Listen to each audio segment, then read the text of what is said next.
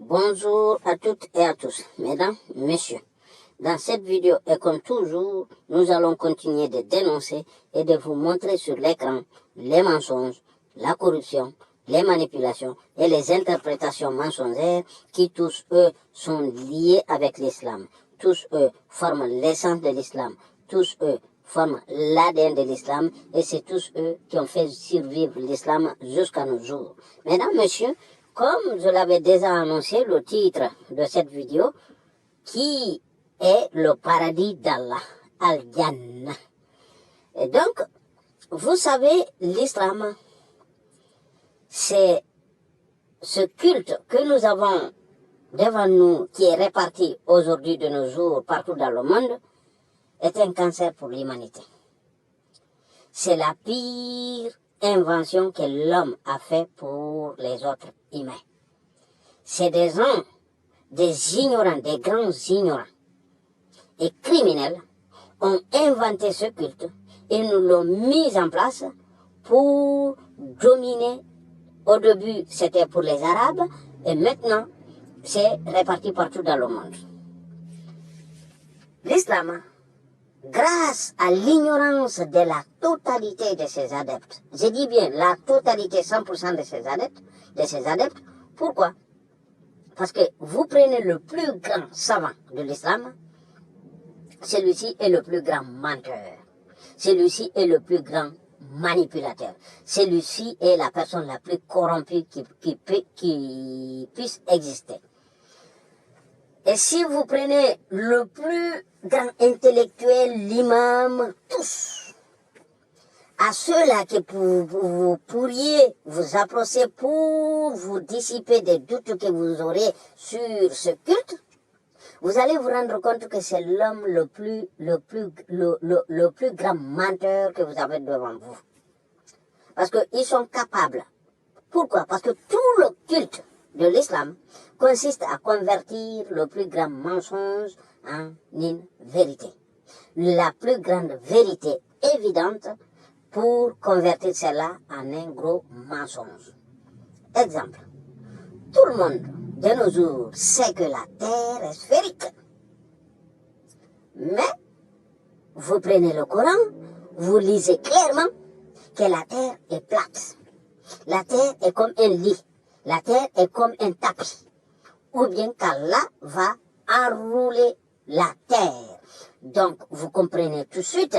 Essayez de prendre une pomme, une orange, ou tout ce qui est rond ou sphérique. Essayez d'enrouler ceci. Vous verrez tout de suite l'impossibilité de l'imagination de ces gens-là. Donc, ces gens-là n'imaginez pas la terre sphérique, mais plutôt prenez une feuille, essayez de la rouler, qui est plate. Donc, ces gens-là, de toute évidence, imaginez comme, pas uniquement que, mais tout ce qui existait à l'époque. Tout cela qui existait, toutes les cultures existantes de l'époque, croyaient, pensaient que la terre était plate. Donc vous vous rendez compte, mais vous prenez ceci, vous lisez cela, les musulmans lisent cela matin, midi, soir, que la terre est plate, alors que c'est archi faux. Ils le savent et ils sont conscients. Mais vous prenez ce texte, vous vous rapprochez du plus grand savant. Il va vous prendre un tas de mensonges, il va vous transformer le texte, il va vous mettre de n'importe quoi dans la tête vu que vous croyez vraiment que le Coran vous dit que la terre est sphérique. Vous vous rendez compte? Vous vous rendez compte? Mais les premiers musulmans, eux, n'avaient aucun doute sur la compréhension de ces passages coraniques que la terre était plate, parce que c'est ce qu'ils comprenaient, c'est ce qu'ils savaient. Mais dès lors que la science a prouvé que ceci est faux, ils vont nous transmettre un autre message, une autre compréhension de ce texte, de ce même texte. Vous voyez combien de fois ils sont des experts en mensonges, en manipulation et en corruption. Deuxièmement, vous lisez clairement, noir sur blanc, dans ce même Coran, que la terre, il y a 7 cieux. Et cette terre, c'est-à-dire au-dessus de nos têtes, qu'il y aurait 7 cieux. Ces cieux-là, c'est des éléments solides et physiques et solides qu'on ne peut pas traverser, qui contiennent des portes. Et sous nos pieds, vous avez 7 autres terres superposées, c'est-à-dire une terre, et quand je dis terre, ce n'est pas ce que vous créez pour, ou bien ce que vous créez, non, pour cultiver, non, c'est notre planète Terre. Donc, qu'il y aurait une terre, après une terre de l'eau, une autre terre de l'eau, une autre terre de l'eau, jusqu'à 7. Vous voyez?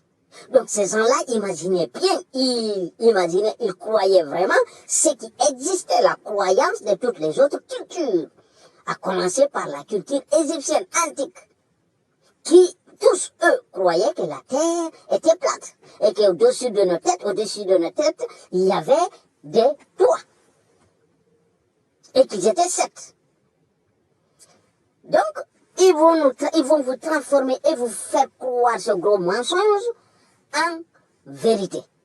Et transformer tout ce qui est vrai, une vérité évidente, la transformer en gros mensonge. C'est-à-dire la science, va vous prouver les évidences et l'islam se nie à ces évidences. Là, notre sujet d'aujourd'hui, c'est Al-Jannah, c'est-à-dire le paradis.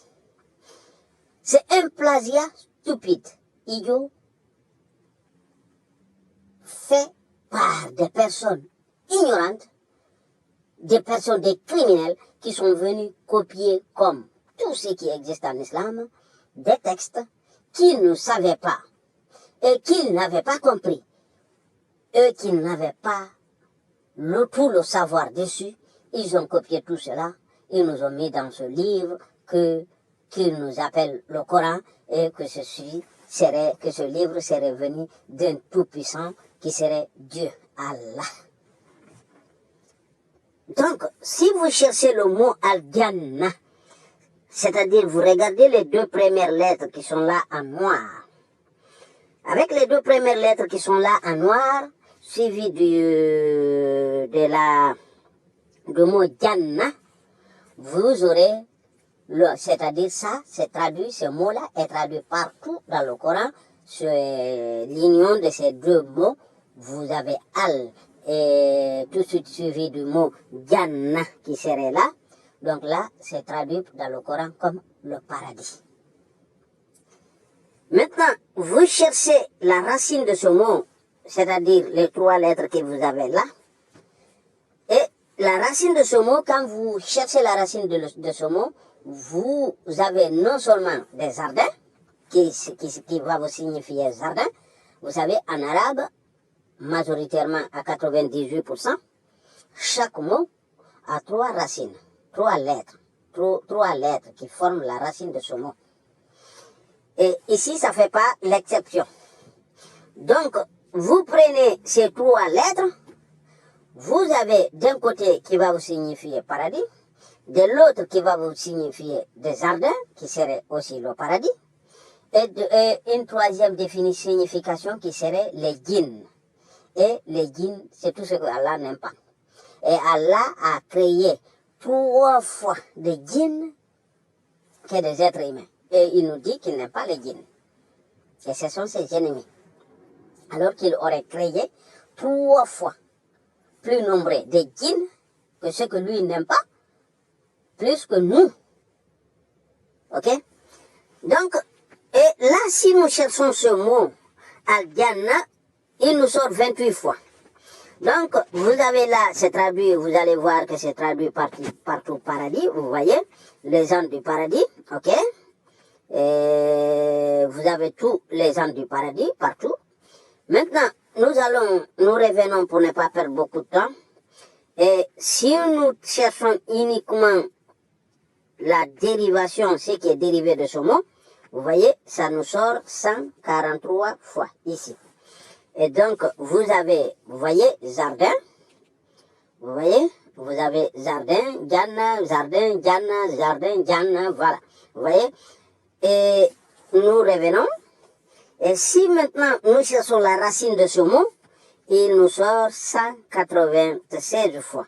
Et là, vous allez voir le même mot, vous signifie tantôt Jannah, paradis, tantôt jardin, et tantôt djinn.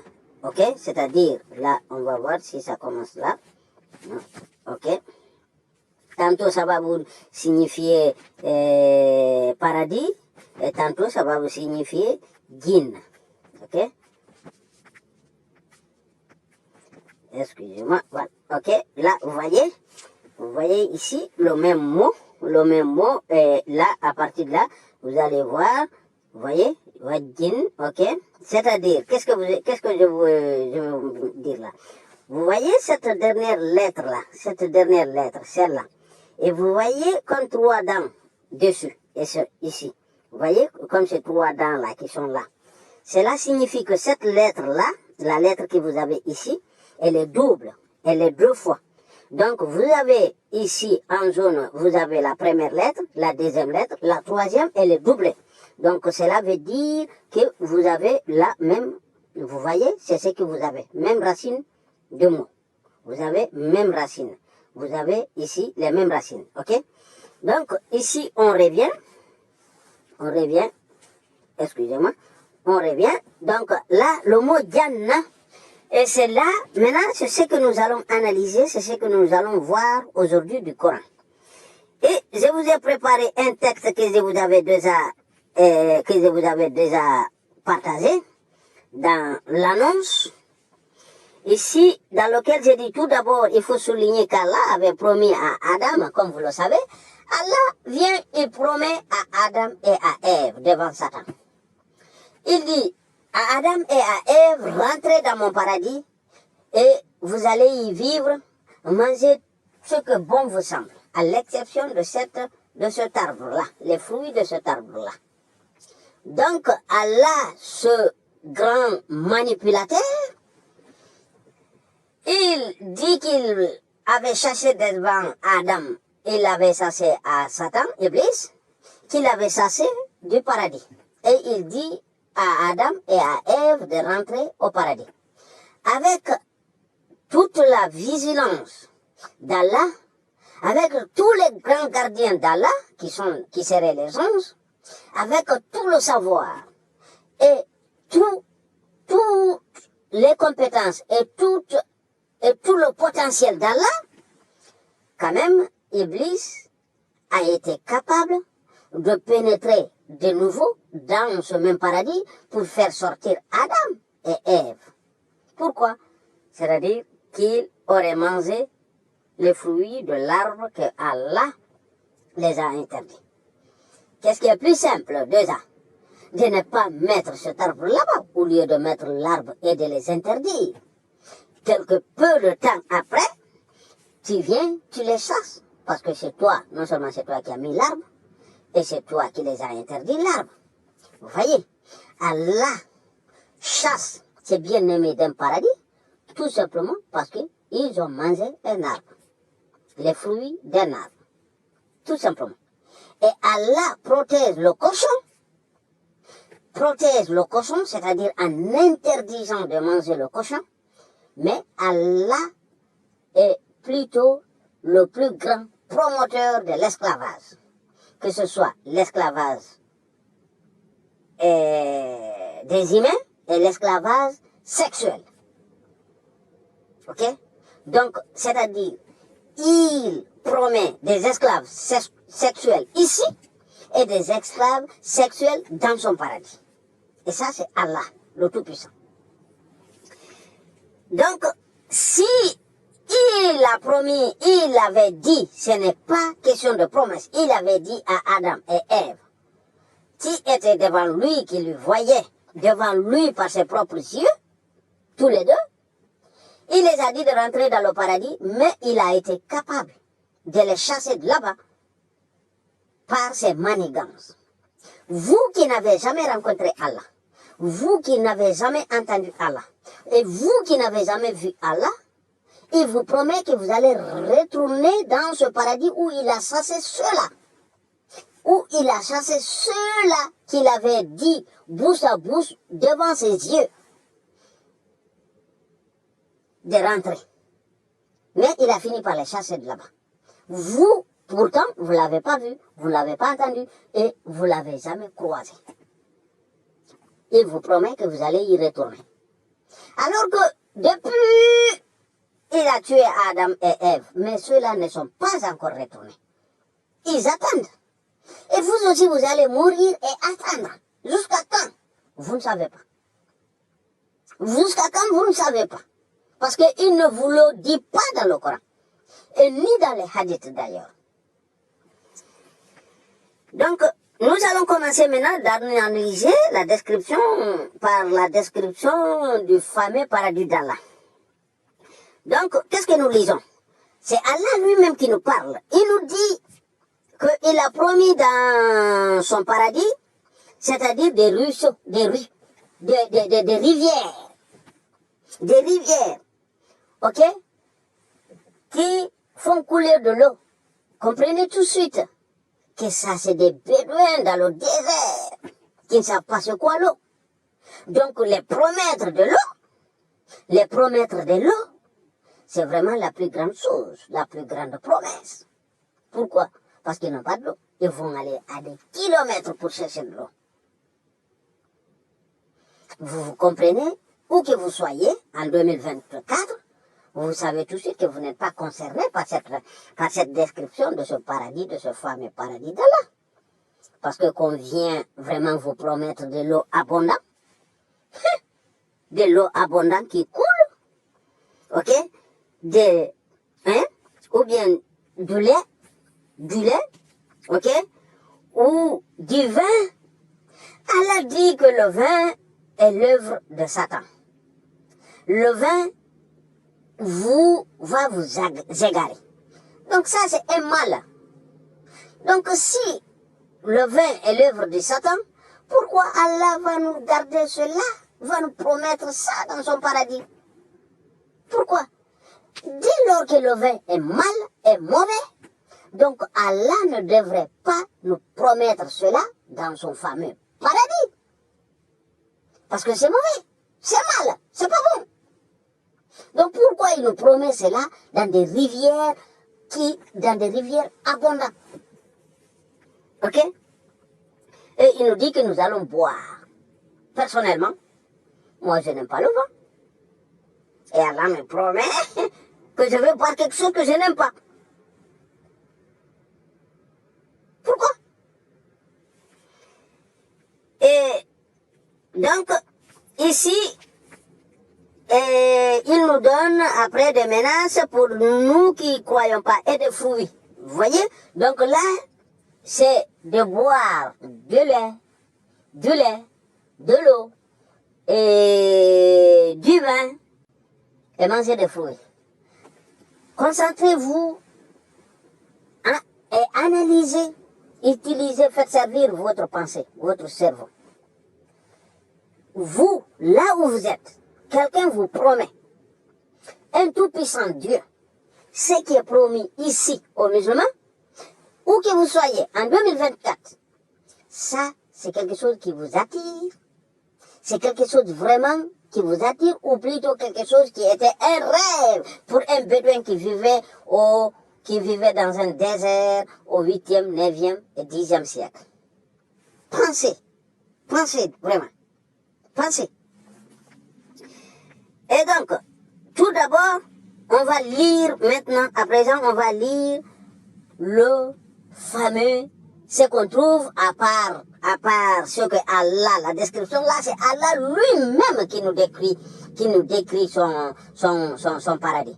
Donc, tout ce que vous allez lire sur la description du paradis, ce sont des inventions, ce sont des mensonges, c'est des manipulations. Les auteurs du Coran n'ont pas imaginé cela. Parce que sinon, ils avaient là la possibilité de mettre tout ça. Parce que là, ils nous ont décrit, ils nous ont pas mis à la fin de ce verset et autant d'autres choses. que vous allez retrouver sur tel et tel verset. Non. Donc, ici, Allah, comme vous le savez, dans le paradis d'Allah, il y a un club de prostitution. C'est-à-dire, Allah nous parle dans la sourate 38, verset 52, Allah organise une fête sexuelle. C'est-à-dire avec des filles mineures. Et ça, c'est le Coran qui le dit. Des filles mineures. Donc, là, vous avez le verset en question. Donc, si vous traduisez le mot par mot, vous avez là les traductions. Vous avez là les traductions devant vous.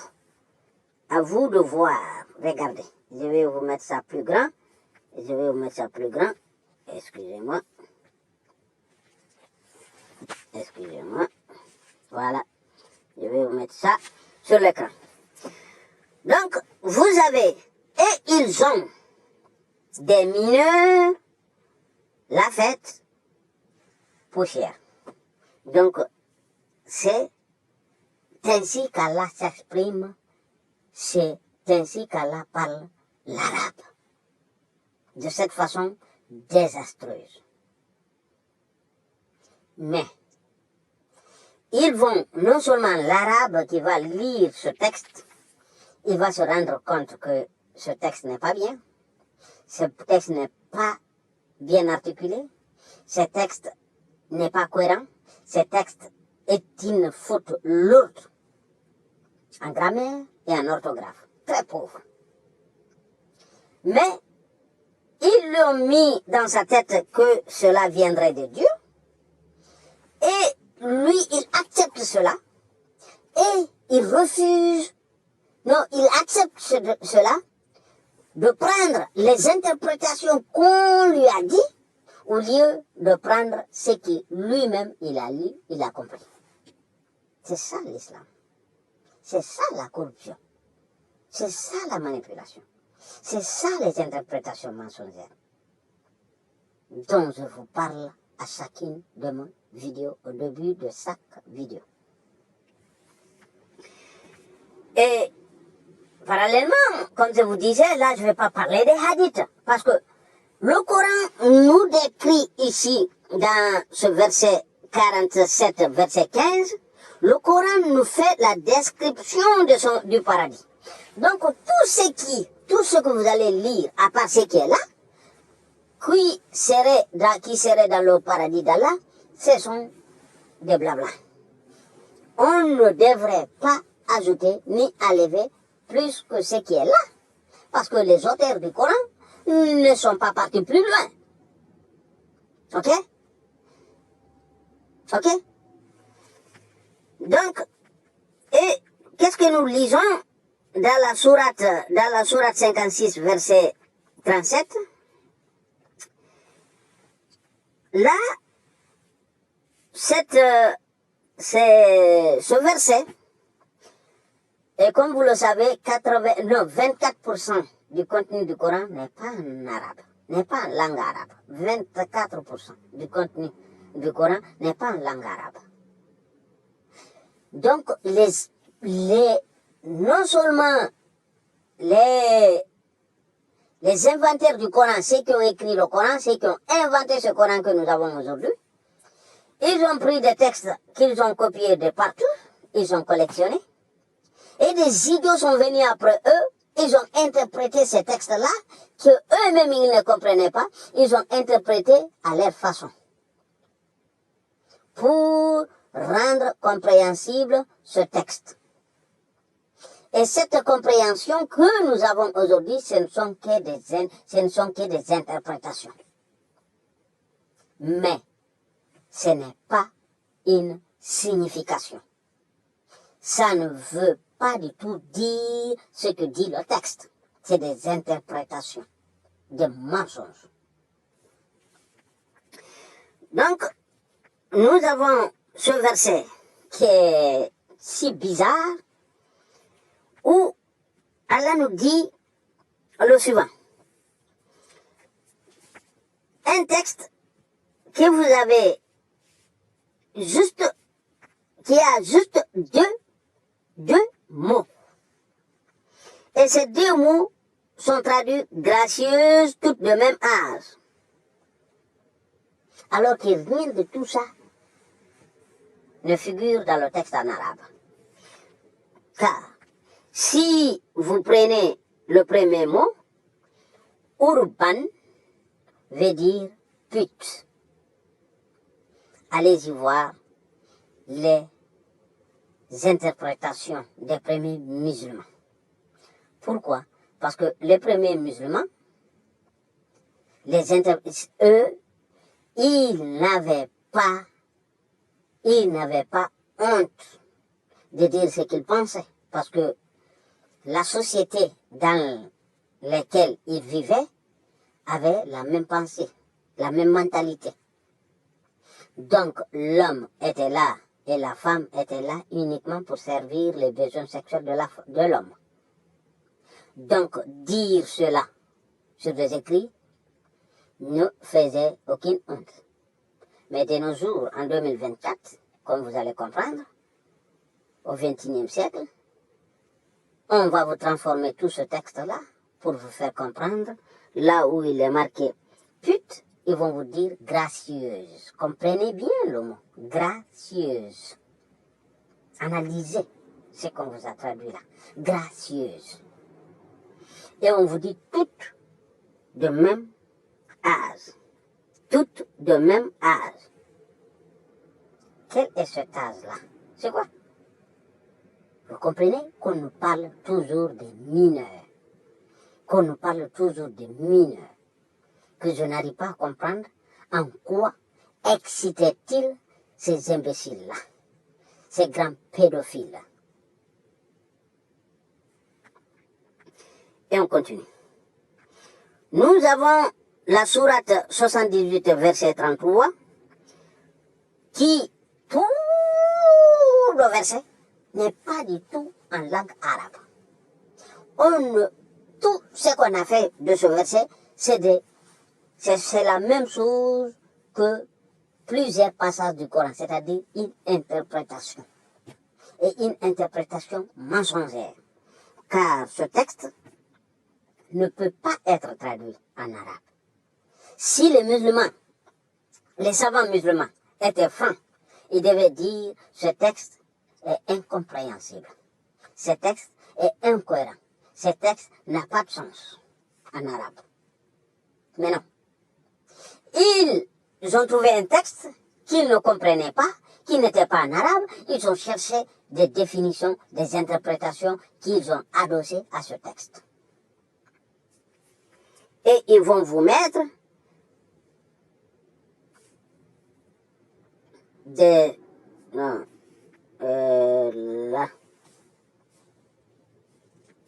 là, il y a une, c'est pas comme ça. Excusez-moi, on va changer ici. Non, on va changer ça, on va mettre en français. Excusez-moi. On va mettre en français.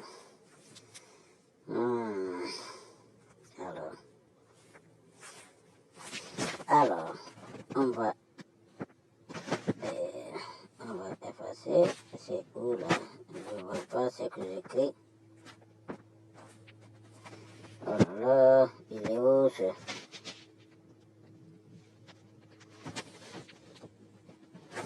Oh là là, je ne vois pas ce que j'écris. Ok, ici. Donc, dessin, voilà. Et non pas D-O, ça n'a pas de sens. Ok? Dessin arrondi. Din égale jeunesse. Ok? Donc là, vous avez une traduction, comme je vous dis, qui n'a pas du tout de sens. Dessin arrondi d'égal, d'une égalité jeunesse. Donc là, vous avez d'après cette traduction, d'après cette interprétation qui n'est pas une traduction, d'après cette interprétation, vous avez dans le paradis d'Allah des saints qui se promènent comme ça. Et encore une fois, on vous parle des jeunes filles. des jeunes filles. C'est-à-dire, comme vous le savez, le prophète de l'islam s'est marié avec Aïcha à l'âge de 6 ans et a maintenu le sexe avec elle à l'âge de 9 ans. Donc, si ici on vous parle de tout ça, c'est pour vraiment, vous savez de quel âge s'agit-il? De quel âge on vous parle-t-il de ces filles-là? Donc ces filles-là, c'est des bébés. C'est des fillettes qui sont entre 6 à 9 ans. C'est de ça qu'on vous parle. C'est de la pédophilie. C'est de la pédophilie dans tous ces états. Ok? Donc, et puis après, vous avez, dans plusieurs passages du Coran, c'est-à-dire 44, 54, 52, 22, 55, 56, 55, 72, Allah nous parle des Houri. Allah nous parle des Houri, qui est un plagiat et qui n'est pas du tout arabe, qui n'est pas du tout en langue arabe. Donc, qu'est-ce que vous lisez dans les interprétations de ces versets? Qu'est-ce que vous lisez dans ces versets? Vous avez les suivants. Ils y trouvent vous y trouvez des interprétations diverses et pour notre étude, nous allons prendre Houri comme étant des filles vierges. Parce que là, comme vous le savez, les musulmans, ils ont pris un mot qui n'est pas en langue arabe, ils ont inventé tas d'interprétations, tas de définitions pour ce mot, pour ce seul mot, Houri, pourvu de l'adapter à chaque génération. Et à chaque génération, la définition de ce mot change, prend une autre définition. Quand eux, ils ont écrit ces livres, ils disaient, Houri, c'était des filles, gros seins, belles yeux, gros yeux. Mais, ça c'est quelle description? C'est la description de quelle fille ça? Gros yeux, gros seins. Ça n'a pas de sens. Ça n'a pas de sens. Donc, voyez bien que cette interprétation, ce sont la définition, non, la traduction de ces mots, ou bien la définition de ces mots, les interprétations pour les Arabes de ce mot, c'est des gros mensonges, adaptés pour chaque génération. Donc, qu'est-ce que nous lisons? Allah dit que dans son paradis, il promet de donner comme épouse des vierges. Ça, vous lisez ça dans le Coran, des vierges. Pourquoi Allah promet? Imaginez, ceux qui meurent à l'âge de 92 ans, ceux qui meurent à l'âge de 80, 72, et vous vous réveillez dans ce fameux paradis, Allah vous fait rentrer dans son fameux paradis. Vous mourrez, écoutez bien, vous mourrez à 92 ans. Et vous vous réveillez, et Allah vous promet que vous allez vous retrouver avec des fillettes, vierges. Quand vous mourrez à 92 ans, même si vous n'êtes pas mort à 92 ans, c'est la dernière chose à laquelle vous pensez. C'est la dernière chose que vous pouvez penser. Donc quelque chose qui ne vous attire pas de votre vivant. Quelque chose que vous n'avez pas du tout besoin de votre vivant. Pourquoi Allah vous promet ça après votre mort? Pourquoi Allah vous promet ça comme récompense? Pensez-y, réfléchissez. Si cela est possible. Si cela ne vient pas des idées des personnes malades. Des individus qui sont malades mentalement.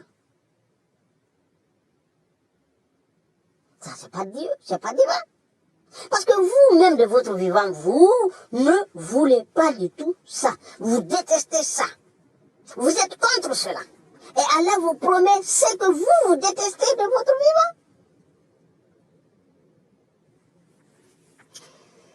vivant. Donc, là, dans un autre verset, vous lisez que ces filles sont rangées, sont bien rangées, et vous attendent sur des lits. Là, vous comprenez toujours dans le paradis d'Allah, tout ce que vous allez trouver, c'est du sexe et de manger des fruits. Du sexe et manger des fruits, ou bien des oiseaux. C'est tout ce que vous trouvez. Des fruits, ou des oiseaux, ou des filles. Pour faire le bonbon.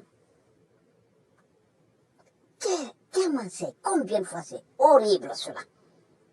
Combien de fois c'est horrible quand vous prenez le sexe avec des fillettes vierges.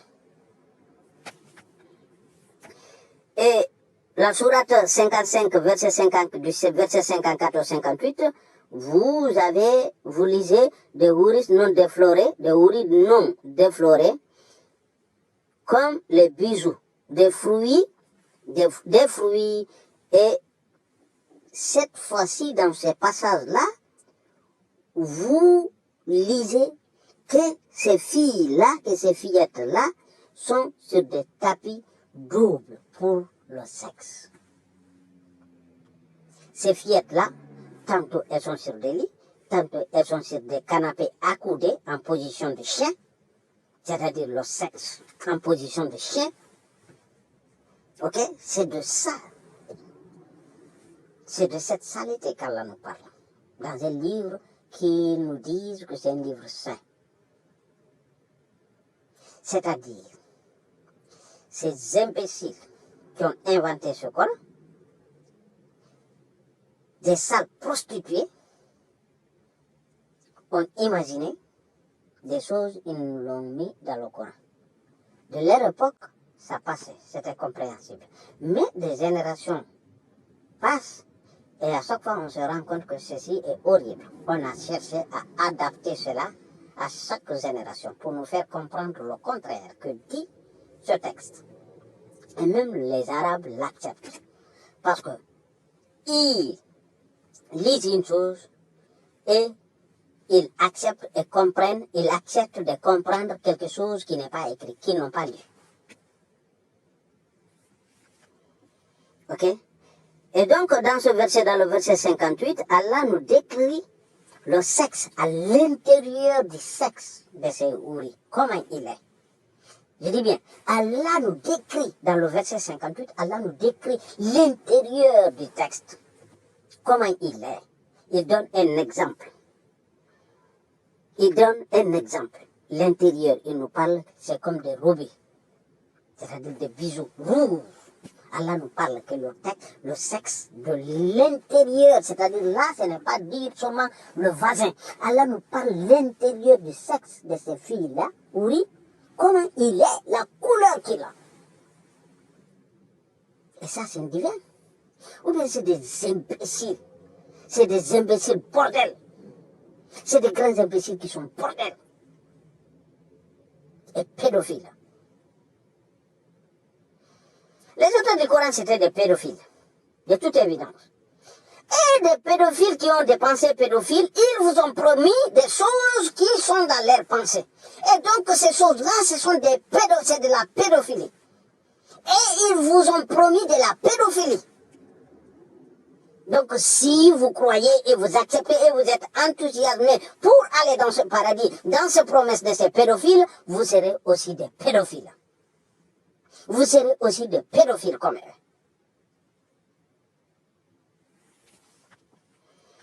On continue. Donc, on va voir à présent la nourriture qu'Allah promet dans son paradis. Donc, nous avons vu le côté sexuel. De toute évidence, Allah ne nous parle pas que si vous mourrez à l'âge de 92 ans, vous allez vous réveiller, vous allez retrouver votre belle femme, votre belle épouse, qui serait contente, et voilà. Non, Allah ne vous promet tout ça pas. Non. Il vous promet de sexe avec des inconnus, qu'il vous a gardé, des inconnus qui sont vierges. Prostitution ici, prostitution là-bas. Du vin ici et du vin là-bas. Il vous interdit le vin ici et il vous promet le vin là-bas. Il vous dit dans le Coran, le verset 4, Sourate 4, verset 24, il vous promet, il vous dit que la prostitution est légale. Ça, c'est le Coran qui le dit. Il vous dit dans ce verset, il vous parle de muta. Muta, c'est la prostitution. C'est de la prostitution. Ça consiste à quoi? D'après toutes les interprétations. Vous venez vous rencontrer une fille, vous lui donnez de l'argent pour coucher avec elle pendant 3 jours. 3 heures ou 3 jours. Et c'est fini. Et après, vous lui payez. Donc ça, c'est quoi? Et ils sont venus avec des interprétations mensongères que ça serait de mariage temporaire. Il n'y a pas de mariage temporaire. Ça n'existe dans aucune société. Il n'y a pas de mariage temporaire. Ça n'existe pas, ça. C'est des malades. Ça ne rentre que dans une tête malade. Franchement. Mariage temporaire? Où vous avez vu ça? Donc, c'est juste pas reconnaître la vérité. Déjà, vous avez les chiites que eux acceptent le verset tel qu'ils l'ont lu, donc tel qu'il est, c'est-à-dire, ils font ces pratiques-là. Mais les sunnites qui représentent 95%, ils lisent ce verset. Soit disant qu'il a été abrogé, mais où? Dans les hadiths. Donc, les hadiths abrogent le Coran. Vous prenez un Coran, vous avez, dans ce Coran, vous n'avez absolument rien qui vous décrit le soi-disant prophète de l'islam qui serait Mohammed. Absolument rien. Rien dans ce Coran qui vous décrit sa vie, qui il était. Absolument rien. Donc, vous devez vous poser des bonnes questions, parce que si vous prenez la Bible, vous prenez n'importe quel personnage, vous avez la description, vous avez tout est expliqué. Qui est son papa, qui est sa maman, tout est expliqué. Mais le Coran, vous prenez le Coran, vous lisez 4 fois Mohammed. Et quand vous regardez ces 4 passages, vous avez à chaque fois le mot Mohammed, le mot qui précède le mot Mohammed est au passé. Il était. Et non pas il est. Donc vous comprenez tout de suite qu'il s'agit bien d'un plagiat du personnage de Jésus qu'on a pris et on a changé, on a fait comprendre que c'est Mohammed. On a copié, on a mis Mohammed à la place de Jésus. Vous voyez? De la même chose, de la même façon quand vous prenez la sourate 17, verset 1, que vous lisez dans des hadiths, sourate Al-Isra. Donc là, vous lisez quoi? Vous lisez qu'on vous dit l'ascension du soi-disant prophète dans les soi-disant 7 cieux d'Allah. Donc, mais quand vous lisez, vous avez des hadiths qui vous disent clairement que cette sourate, au début, s'appelait sourate Bani Israël, enfant d'Israël. Donc maintenant, on a changé son nom, on a donné notre nom. On vous dit que ça, c'est pas de la corruption. Non, c'est pas de la corruption. On change le nom de toute une sourate. On met ce qu'on veut. C'est pas de la corruption, non. Et quand vous lisez le premier verset qui vous dit que louange à lui qui a pris son serviteur, son esclave, d'un endroit proche à un endroit lointain, ils vont vous dire que ça veut dire, que tout ça, ça veut dire Makkah et Jérusalem. Tout ça, c'est des interprétations. Le Coran ne le dit pas. Pourquoi Allah est incapable d'expliquer bien dans son seul livre? Pourquoi?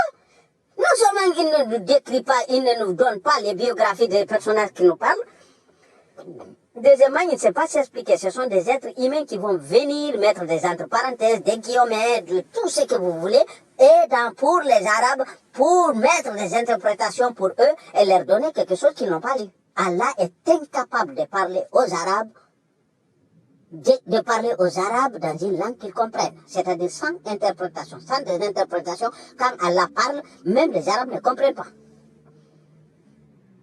Allah parle arabe, mais sans des interprétations, les Arabes ne le comprennent pas. Et on vous dit qu'il est le savant et le tout-puissant. Il sait tout, il connaît tout. Donc, qu'est-ce que nous avons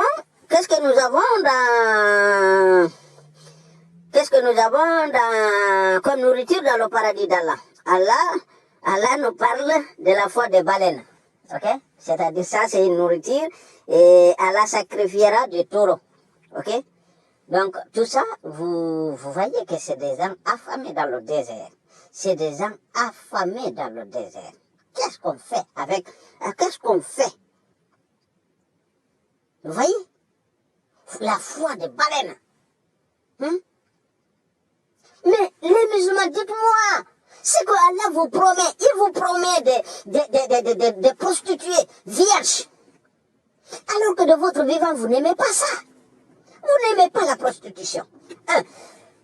Vous n'aimez pas.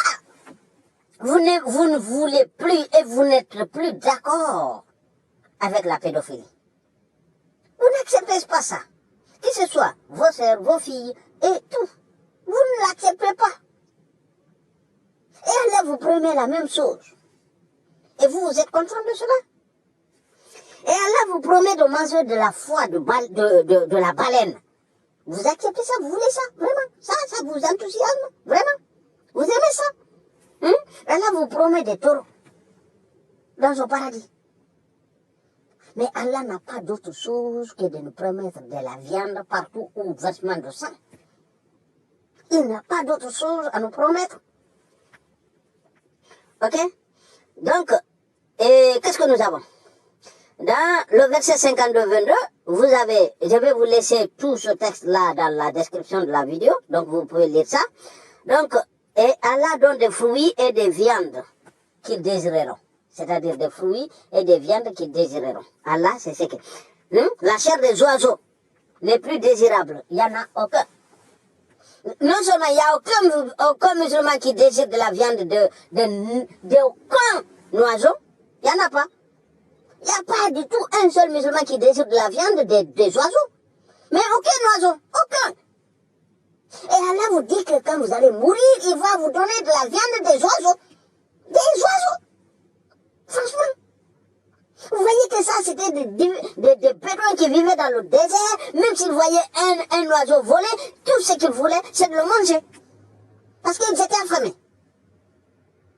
Ils étaient affamés. Donc, de votre vivant, vous n'acceptez pas, vous ne voulez pas, vous n'aimez pas une chose, et Allah vous promet exactement ce que vous n'acceptez pas, ce que vous ne voulez pas, et tout ce que vous ne voulez pas, et vous n'aimez pas. C'est ce que Allah vous promet, après votre mort, dans son fameux paradis. Ok? Donc, Allah vous dit, vous promet des ombres. Allah vous promet des ombres. Voyez tout ce que vous lisez là, vous vous rendez compte que c'était des bédouins qui vivaient, affamés, qui vivaient dans le désert. Donc Allah vous dit, on a lu d'abord au début dans la description que vous avez des ruisseaux, des rivières. Vous avez des rivières, c'est-à-dire vous avez des rivières, des jardins sous lesquels coulent sous lesquels il y a des rivières. Donc ces imbéciles-là, c'est quand qu'ils sont rentrés en Europe, en Espagne, ils ont vu l'Andalousie, ils ont vu l'état d'Andalousie, ils ont imaginé ça et ils ont décrit ça dans le Coran comme femme et paradis. Ils ont vu ça, ils ont dit ah non, extraordinaire, ça c'est le paradis, ça c'est ça le paradis. Ce que Allah nous a promis, c'est ça. Ils ont mis ça dans le Coran. Ils ont mis ça dans le Coran. Allez-y voir, allez-y visiter Andalousie. Allez-y visiter Andalousie, vous allez voir dans les palais. Les palais, c'était comme ça. Les palais, jusqu'à nos jours, sont comme ça. C'est des jardins, il y a des rivières, Et les jardins, sous les jardins, il y a des rivières. Donc c'est ça ils ont vu, ces imbéciles-là. Ils ont mis ça dans le Coran. Ok? Des fruits. Des fruits. Franchement, on vous promet des fruits. Comme récompense, on vous promet des fruits. Ok? Fruits, viande, il se répète encore. Des oiseaux, il se répète. Multitude de fruits, encore des fruits, vous voyez? Vous voyez? Hmm? Il aime tout ce que, voilà, tout ce que vous désirez, ok? Et j'ai trouvé également des fruits et toutes sortes, voilà, toujours des fruits, ok? Hein? Les jardins d'Éden. Donc là, vous voyez, par exemple, ici, vous prenez ce mot, ce phrase-là, les jardins d'Éden. Vous voyez tout de suite que ça, c'est un plagiat. Ils ont pris le mot là qui est cité 5 fois dans le Coran. Ils l'ont pris, ils ne savent pas ce que ça veut dire. Ils l'ont pris directement, ils l'ont mis là. Ils ont copié directement comme le texte, ils l'ont vu, ils l'ont collé là, le jardin d'Éden. Des jardins d'Éden, donc ils l'ont collé là, tel qu'ils l'ont lu. Donc 5 fois vous avez ce mot dans le Coran. Ok? Donc Allah nous dit, voici le paradis, donc vous voilà, en récompense. Donc Allah nous décrit toujours, vous avez toujours des fruits, ok? Et des fruits pour boire du vin et du lait, du miel aussi. C'est les trois. Fruits, du vin, c'est le rêve. Ils se saoulaient tous la gueule. Donc, le vin, ça les fait rêver. Le lait qu'ils ne trouvent pas, ça les faisait rêver.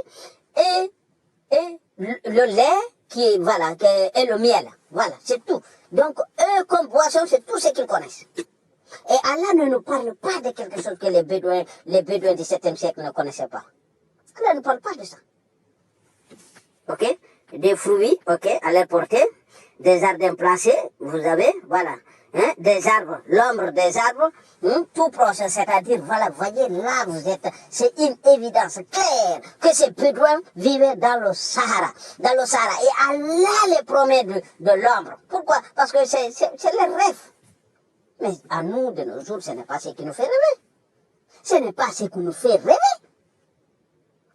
Allah promet des tentes. Allah n'est même pas capable de construire des chalets dans son paradis, mais plutôt des tentes. Des tentes. C'est quel idiotie là? Allah promet des tentes. Il n'a pas. Et des canapés. Il peut même pas faire des lits. Ok? Des fruits, vous voyez, vous avez toujours des fruits, ok? Et tel est le paradis, Allah encore nous dit, voilà, des rivières, des fruits, ombrage éternel, c'est-à-dire, voilà. Donc, toi qui as passé toute ta vie dans le désert, dans le Sahara, et Allah te promet de l'ombre, tu vas être content, hein?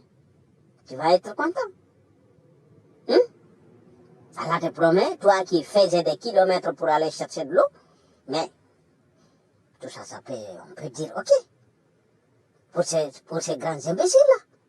Mais ces imbéciles-là qui ne trouvaient pas de la nourriture, maintenant, nous qu'on nous parle des oiseaux, de la sœur des oiseaux, qu'est-ce qu'on fait avec ça? Mais il n'y a aucun musulman qui rêve de manger de la chair des oiseaux. Et dit, les plus bons oiseaux, c'est lequel le plus bon oiseau? C'est lequel le plus bon oiseau? Ça n'existe pas, il n'y a aucun musulman. Il n'y en a aucun. C'est sûr, mesdames, messieurs, cette vidéo s'est allongée. Et on va l'arrêter ici. Donc, comme vous voyez, c'est de toute évidence, les musulmans sont dans une idiotie sans merci. Ils sont dans une ignorance monumentale, dans une idiotie de la plus grosse, de la plus grande que l'être humain a connu. Et quand nous lisons le paradis, la description, parce que Allah, ici, on nous dit que c'est Allah qui parle. Allah nous fait la description de son paradis. Donc, il a tout le savoir. Il est l'omniscient. Il est l'omnipotent. Donc, avec tout son savoir, il nous décrit son paradis. Et si vous faisiez le sondage de nos jours, même ces musulmans-là qui vivent en Arabie Saoudite, à Makka, qu'aujourd'hui ils ont de l'eau, aujourd'hui ils ont de l'ombre, aujourd'hui ils ont des climatiseurs, c'est eux. Et vous les demandez, qu'est-ce qui les fait rêver? Aucun ne vous fera cette description-là. Aucun. Qu'est-ce qui ferait rêver un citoyen de Makka Un citoyen de Makka, le paradis. Est-ce que je ne vais même pas changer le titre là? Je vais le changer. Franchement, je vais changer le titre. Je vais mettre le suivant. Qu'est-ce qui ferait rêver un citoyen de Makka? Un citoyen de Makka, sa vie quotidienne ou bien le paradis d'Allah? C'est ça que je vais dire. Je vais mettre ce titre-là. Je vais mettre ce titre-là parce que là, je trouve que c'est mieux.